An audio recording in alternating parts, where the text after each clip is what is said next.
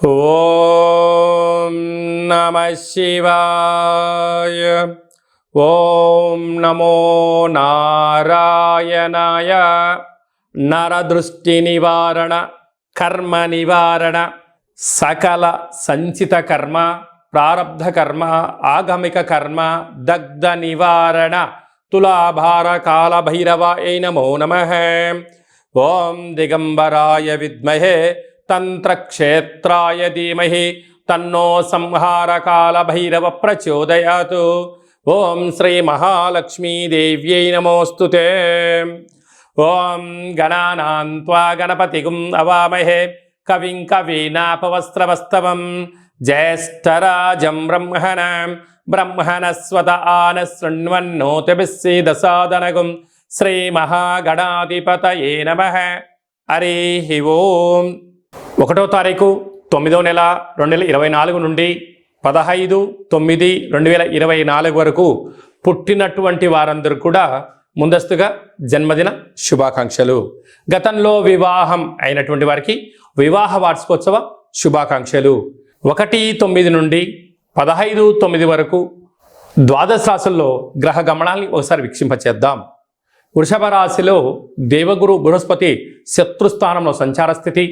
మిథున రాశిలో కుజ భగవానుడు, కర్కాటక రాశిలో బుధ భగవానుడు, సింహరాశిలో ఏడాది తర్వాత రవి భగవానుడు, కన్యరాశిలో శుక్రుడు మరియు కేతు సంచార స్థితి, కుంభరాశిలో శని భగవానుడు వక్రగమన సంచార స్థితి, మీనరాశిలో రాహు భగవానుడు సంచార స్థితితో ద్వాదశ రాశుల్లో గ్రహ గమనాలు ఈ విధంగా ఉన్నాయి.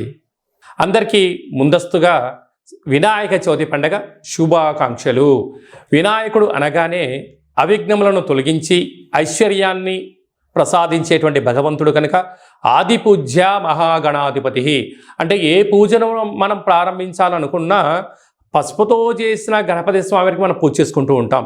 భాద్రపద మాస శుద్ధ చవితి వినాయక జయంతి సందర్భంగా గణపతి స్వామి యొక్క ఆశీస్సులు మనందరిపైన ఉండాలని కోరుకుంటూ, కైలాసనాథుడి యొక్క సుపుత్రుడి యొక్క ఆశీస్సులు మనందరిపైనను చూపిస్తూ, ఎవరికి ఎలాంటి కష్టాలు లేకుండా అందరికీ విద్య, విజ్ఞానము, ఉద్యోగము, వివాహము, సంతానము, రాజయోగము, రాజభాగ్యము, రాజభోగము, ఆనందయోగము, ఎవరికి ఏవేవి కావాలో అన్ని ప్రసాదించే శక్తి ఆ విఘ్నేశ్వర స్వామి వారికి ఉంది కనుక అందరిపైనను గణపతి స్వామికి ఆశీర్వాదాలను కోరుకుందాం.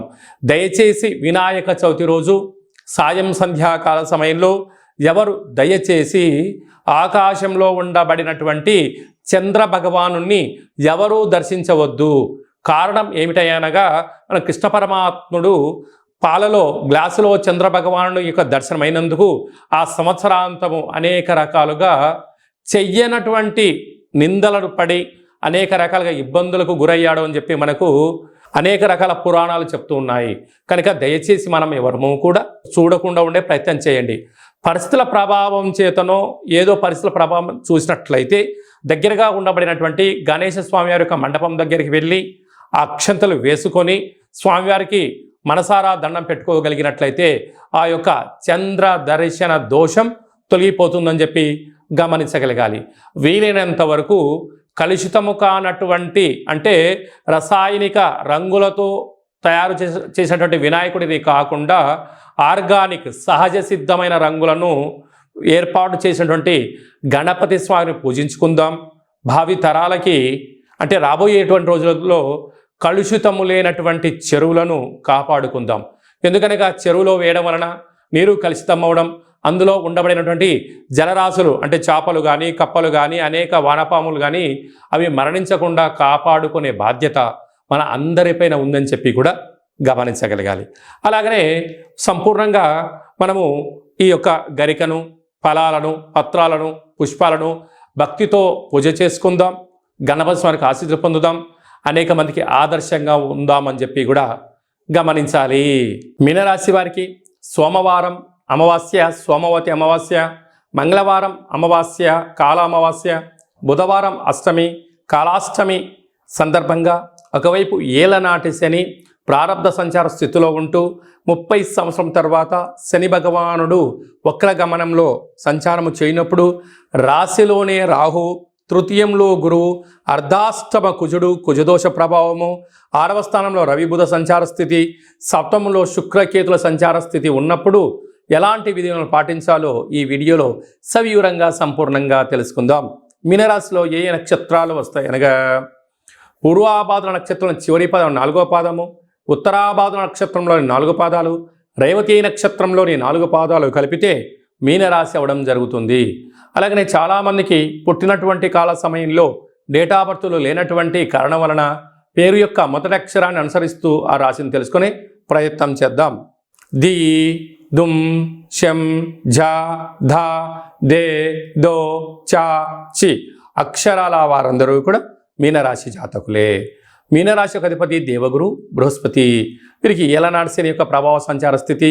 ఈ సోమవారం అమావాస్య, మంగళవారం అమావాస్య, బుధవారం అష్టమి అనేటువంటి కార్యక్రమాలు అన్నీ కూడా ఉంటున్నాయి కనుక ఒక కూష్మాండ దీపాన్ని సగభాగాన్ని కట్ చేసుకొని పైభాగం అంతా కూడా పసుపు కుంకుమతో చక్కగా అలంకరించుకొని బియ్యపిండి చేత అష్టదళ పద్మాన్ని వేసి అక్కడ ఉప్పును, బియ్యాన్ని, శనగపప్పును, తెల్లటి నువ్వులను, తెల్లటి ఆవాలను వేసి అందులో ఈ యొక్క దీపాన్ని ఏర్పాటు చేసుకొని కాళభైరవ అష్టకాన్ని చెప్పుకొని లేక కాళభైరవ అష్టోత్తరం చెప్పుకొని సంకల్పం చెప్పుకొని చక్కరి పొంగలి కానీ శనగపప్పుతో కూడుకున్న బొబ్బర్లను కానీ పెరుగన్నాన్ని కానీ నైవేద్యంగా ఏర్పాటు చేసి చాకలి వాళ్ళకు దానం చేయడం కానీ చేయించడం కానీ చేసినట్లయితే రుణ సమస్యలు, రోగ సమస్యలు, అంతర్గతమైనటువంటి మనోవేదనకు గురి కాకుండా మనోధైర్యం చేత, ఆత్మస్థైర్యం చేత మీరు విజయం మీనరాశి వారి సొంతం అవుతుందని చెప్పి గమనించగలగాలి. కనుక మీ జన్మ నక్షత్రం రోజున పూర్ణిమ, అష్టమి తిథి యందున దూరావాయు జల ప్రయాణాలు పెట్టుకోవద్దు. వీలైనంత వరకు మౌనంగా ఉండండి. చిన్న చిన్న విషయాలకు వాగ్వివాదానికి దూరంగా ఉండండి. వాట్సాప్లో కానీ ఫేస్బుక్లో కానీ ఏదైనా ఒక అంశాన్ని సుదీర్ఘంగా ఆలోచించడం, దాన్ని 10 మందికి ఆవేశపడి ఫార్వర్డ్ చేయొద్దు. అందులో సత్యము ఉంటుంది, అసత్యము ఉంటుంది. కనుక అసత్యాన్ని ఫార్వర్డ్ చేసి ఆ పాపాన్ని, ఆ కర్మను మీరు దయచేసి ముట్టగట్టుకోవద్దు.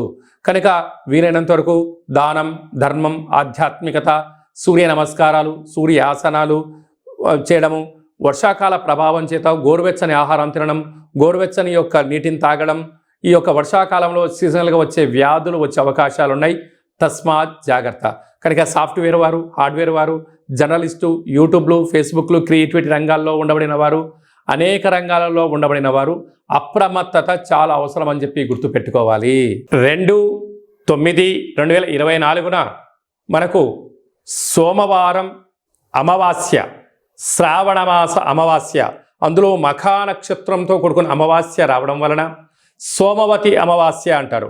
ఆ అమావాస్య సోమవారం అంతా సంపూర్ణంగా ఉంటూ 3వ తారీఖు ఉదయం 9 గంటల వరకు కూడా ఉంది కనుకనే మనకు మంగళవారం కూడా అమావాస్యగా పరిగణించగలగాలి.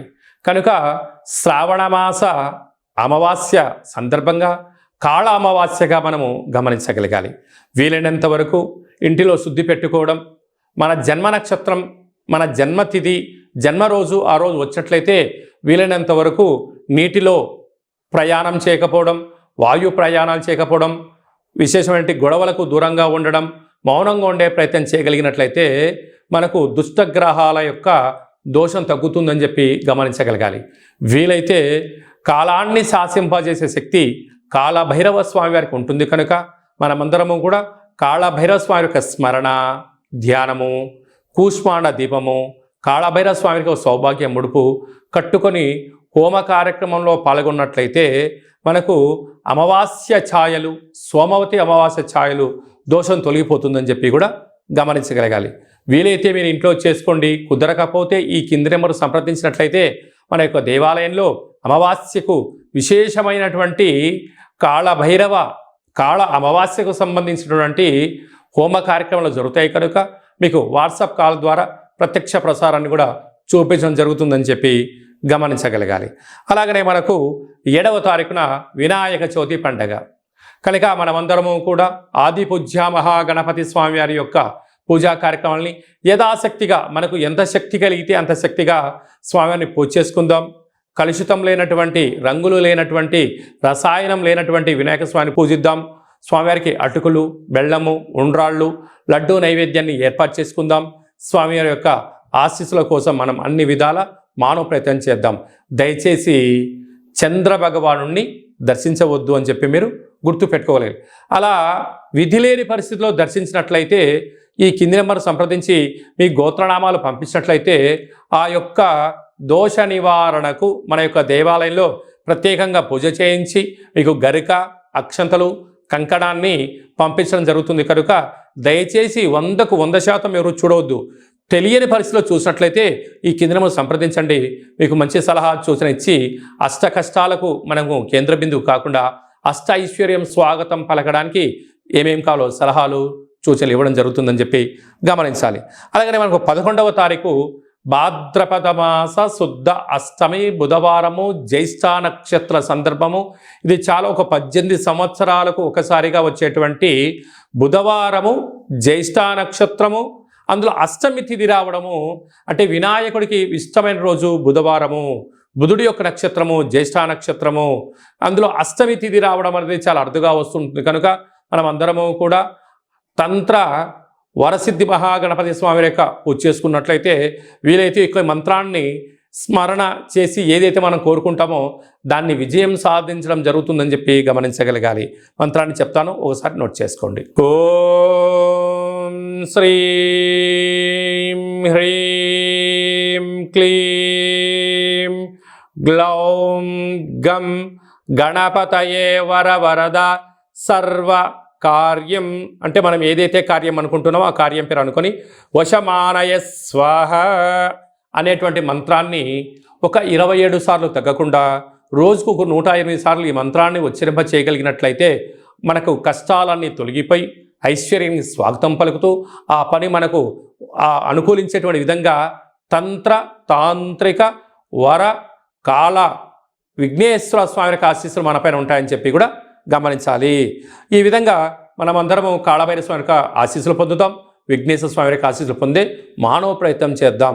ఇంకను ఈ యొక్క భాద్రపద మాసంలో మనం విజయం సాధించగలగాలి అన్నట్లయితే ఒక్కసారి ఈ పాత్రను చూసినట్లయితే ఈ యొక్క పాత్ర కంచు పాత్ర, కాళభైరవ స్వామికి అక్షయ పాత్ర అని చెప్పి గమనించగలగాలి.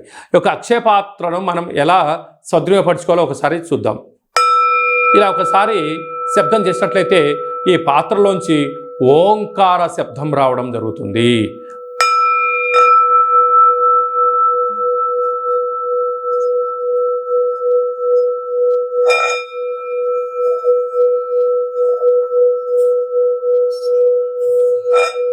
ఈ యొక్క శబ్ద తరంగాల ద్వారా మనిషి శరీరంలో ఉండబడినటువంటి 7 చక్రాలు వికసింపచేయడం, ఇంట్లో ఉండబడినటువంటి జ్యేష్ఠాదేవి బయటికి వెళ్ళిపోవడం, గ్రామంలో దేశంలో సంచరించే లక్ష్మీమాత మన గృహంలోకి గళ్ళు గళ్ళు మంటి రావడం జరుగుతుంది. ఈ యొక్క అక్షయపాత్ర, కాళభైరవ స్వామి యొక్క పిరమిడు, డాలరు, కంకణము, కాళభైరవ హోమము, 27 రకాల వస్తువులతో దిష్టి తీయించి మీకు పంపించడం జరుగుతుంది. ఒక్కొక్క నెలలో ఒక్కొక్క కాళభైరవ స్వామి వారు ఉంటారు. ఆ కాళభైరవ స్వామికి ఆశీస్సుల కోసం ప్రతి నెల మీ యొక్క గోత్రనామంతో ఇక్కడ పూజ చేయడం జరుగుతుంటుంది. కనుక మనమందరము కూడా అక్షయ పాత్రను సొంతం చేసుకుందాం, ఐశ్వర్యానికి స్వాగతం పలుకుదాం. అలాగనే మీ వ్యక్తిగత జాతకం తెలుసుకోవాలనుకుంటున్నారా?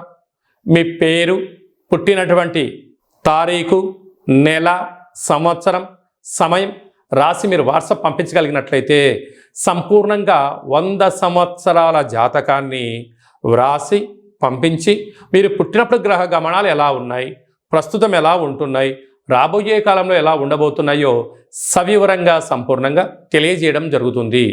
అలాగనే చాలామందికి పుట్టినటువంటి కాల సమయంలో డేటా బర్త్లు లేనటువంటి కారణం వలన మీ పేరు యొక్క మొదటి అక్షరాన్ని అనుసరిస్తూ రాశిని తెలియచేస్తూ గ్రహ గమనాలను ఎలా ఉన్నాయని తెలియచేస్తూ రమణ శాస్త్రం ద్వారా అనగా గవళ ద్వారా కాళభైరవ ఉపాసన చేత భూత భవిష్యత్ వర్తమానాన్ని తెలియజేయడం జరుగుతుందని చెప్పి గమనించగలగాలి. కనుక ఆసక్తి గల వారందరం కూడా వ్యక్తిగత జాతకాన్ని తెలుసుకుందాం, జాతకంలో ఉండబడిన అడ్డంకులను తొలగించుకుందాం, ఐశ్వర్యానికి స్వాగతం పలిగేటువంటి అద్భుతమైన కాళభైరవ ఆశీస్సులు పొందుదాం. కనుక వ్యక్తిగత జాతకం తెలుసుకోవాలి అనుకుంటున్న వారందరూ కూడా ఈ కింది నెంబర్ని ఆన్లైన్ ద్వారా కానీ ఆఫ్లైన్ ద్వారా కానీ వాట్సాప్ ద్వారా కానీ సంప్రదించి అపాయింట్మెంట్ తీసుకొని సంప్రదించగలరు. మీ యొక్క జాతకాన్ని సవివరంగా సంపూర్ణంగా తెలియచేస్తూ మన యొక్క దేవాలయంలో కాళభైరవ హోమం జరిగినప్పుడు జాతకం చెప్పించుకుంటున్న ప్రతి అందరికీ కూడా ఒక వీడియో కాల్ ద్వారా కాళభైరవ స్వామికి చూపించి ఆశీస్సులు కోసం ప్రయత్నం చేయడం జరుగుతుందని చెప్పి కూడా గమనించగలగాలి. ఇంకనూ విశిష్టత ఏమిటనగా వినాయక చవితి అనగానే అనేక మండపాలలో అలంకరణ, మండపాలు ఏర్పాటు చేసే విధానము వైవిధ్యభరితంగా ఉండడం జరుగుతుంటుంది. అలాగా గణపతి లడ్డు అనేక మందికి రావాలి, అదృష్టం కావాలి అని అనుకుంటూ ఉంటారు చాలామంది కూడా. అలాంటి వారందరూ కూడా గతంలో లడ్డు కొన్న వారందరూ కూడా మన యొక్క దేవాలయంలో మీ పేరు నమోదు చేసుకున్నట్లయితే మీ యొక్క అంటే మన గ్రామము, మన పేరు, మన మండపము, ఏ సంవత్సరం లడ్డు కొన్నాము అనేటువంటిది మీరు వివరాలు పంపించగలిగినట్లయితే గణపతి లడ్డు అనేటువంటి ఒక సర్వే మహోత్సవ కార్యక్రమం చేస్తూ ఉన్నాం. ఈ సంవత్సరం ఎవరైతే లడ్డు కొన్నారో వారందరికీ ఒక వేదికను ఏర్పాటు చేయడం జరుగుతూ ఉంటుంది. అనేక దేశాలలో కూడా లడ్డు వేలంపాట జరుగుతూ ఉంటుంది. అలాంటి వాళ్ళందరినీ ఒక ప్లాట్ఫామ్కి తీసుకొచ్చి ఒక ముఖాముఖి హిందూ ఆధ్యాత్మిక సమ్మేళన కార్యక్రమాన్ని చేయడం జరుగుతుంది. కనుక గత సంవత్సరంలో అంటే గత 20 సంవత్సరాలుగా మీరు ఎక్కడ లడ్డు కొన్నా ఆ సంవత్సరము మీ పేరు, గోత్రనామాలు రాసి మాకు వాట్సాప్ పంపించగలిగినట్లయితే ఆ సంవత్సరం లడ్డు కొన్నటువంటి వాళ్ళందరినీ కూడా ఒక వేదికపైకి తీసుకొచ్చి హిందూ ఆధ్యాత్మిక లడ్డు మహోత్సవ సమ్మేళనాన్ని ఏర్పాటు చేస్తున్నాం. కనుక గణేష మండపాల వారు, గతంలో లడ్డు కొన్నవారు ఈ కిందను సంప్రదించి మీరు మీ పేరు నమోదు చేసుకోగలిగినట్లయితే మీరు గతంలో లడ్డు కొన్నా ఇప్పుడు లడ్డు కొన్నా ప్రపంచానికి మిమ్మల్ని పరిచయం చేయడమే అంటే ఆన్లైన్లో ఆఫ్లైన్లో మన హిందూ ధర్మాన్ని యొక్క వేదికను బలోపేతం చేస్తూ చెయ్యి కలుపుకొని ముందుకు తీసుకెళ్లే ఒక ప్రయత్నం చేయడం జరుగుతుంది. కనుక మీరందరూ కూడా గణపతి స్వామి వారి యొక్క మండపం యొక్క వివరాలు, లడ్డు కొన్న వివరాలను ఈ కింది నెంబర్ని సంప్రదించగలిగినట్లయితే మనమందరము కూడా మిమ్మల్ని అందరి ఆన్లైన్లో 49 విఘ్నేశ్వర లడ్డుకు సంబంధించిన సర్వే కార్యక్రమాలు జరుగుతూ ఉన్నాయి. మనమందరం సర్వేలో పాల్గొందాం. లడ్డు కొన్న వారందరినీ ఒకే చోట చేరుద్దాం. వారి యొక్క సలహాలు సూచనలు తీసుకుందాం. రాబోయే కాలంలో మనందరం కూడా లడ్డు కొని గణపతి స్వామికి ఆశీస్సులు పొందుదాం. అలాగనే మీ అబ్బాయి కానీ అమ్మాయి కానీ ఎంత ప్రయత్నం చేసినా వివాహం అవ్వడం లేదా? మీ అబ్బాయి యొక్క పుట్టినటువంటి కాల సమయంలో గ్రహ గమనాల్లో ఎలాంటి యోగాలు ఉన్నాయి, ఎలాంటి దోషాలు ఉన్నాయో తెలుసుకొని ప్రయత్నం చేసినట్లయితే మంచి సంబంధాలు రావడం జరుగుతుంటుంది. వచ్చేటి వధువు కానీ వరుడు కానీ జాతకంలో గ్రహమైత్రి, జంతుకూటమి, గ్రహకూటమి ఎలా ఉంటుంది, వారికి వివాహ తదనంతరం ఎలాంటి యోగాలు ఉన్నాయి, ఎలాంటి పరిస్థితులు ఉంటున్నాయి కూడా మీకు సవివరంగా తెలియజేయడం జరుగుతుంది. కనుక మనమందరం కూడా జాతకాన్ని తెలుసుకుందాం, కష్టాల కడలకి ఫుల్ స్టాప్ చెప్దాం, ఐశ్వర్యానికి స్వాగతం పలుకుదాం. ఆ కాళభైరవ స్వామి యొక్క ఆశీస్సులు, విఘ్నేశ్వర స్వామి యొక్క ఆశీస్సులు పొందుదామని చెప్పి మనవి అందరికీ ఆశీర్వచనం. ఓం శతమానం భవతి శతాయు పురుష సతేంద్రియ ఆయుష్యేవేంద్రియే ప్రతితిష్టతి ధనం ధాన్యం బహుపుత్రలాభం శత సంవత్సరం దీర్ఘమాయు సర్వే జనా సుఖినో భవంతు లోకా సమస్తా సుఖినో భవంతు సర్వం విఘ్నేశ్వరార్పణమస్తు. ఈ వీడియో మీకు నచ్చినట్టయితే లైక్ చేయండి, షేర్ చేయండి, మా ఛానల్ని సబ్స్క్రైబ్ చేసుకోండి. అందరికన్నా ముందుగా మీ వ్యక్తిగత జాతకం మీరు తెలుసుకోవాలనుకుంటున్నారా? అందరికన్నా ముందు మీరు మంచి రోజులు, ఎలాంటి విధులు పాటించాలో తెలుసుకోవాలనుకుంటున్నట్టయితే మా యొక్క ఛానల్ని సబ్స్క్రైబ్ చేసుకున్న తర్వాత గంట సింబల్ ప్రెస్ చేయండి, ఆల్ అనే బటన్ కూడా తెలియచేయండి. ఆధ్యాత్మికమైన ఈ యొక్క కార్యక్రమాన్ని మీరు ఎవరి క్షేమనైతే కోరుకుంటున్నారో వారికి ఈ వీడియోను ఫార్వర్డ్ చేసి భగవంతుడి యొక్క ఆశీస్సులు పొందగలరు.